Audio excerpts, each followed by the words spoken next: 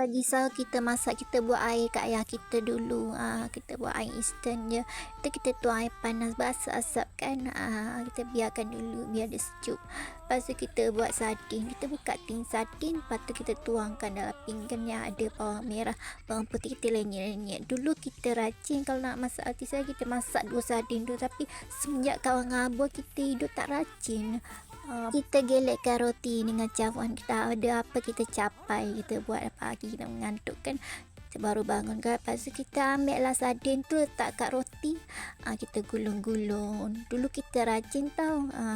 Bila masak sardin ni kena masak dulu. Tapi semenjak kawan buah, hidup kita berubah jadi Ultraman. Lepas tu kita kacau-kacau telur, kita buat tepung. Tak kisahlah tepung apa ada, kita capai je. Lepas tu kita lomokan telur ni dekat roti tadi tu. Lepas tu kita goreng. Goreng tu kita boleh nyanyi lagu-lagu Hidayah.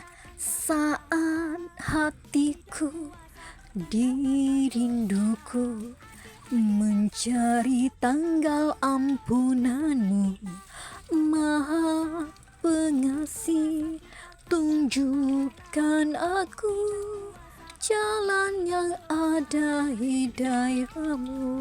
Cukup lah lepas itu. Nanti kita goreng lagi sampai habis. Ni kan, ini kita last kali kita dah habis roti tu, kita goreng jadikan dia telur dadah macam kedai tom yum tu.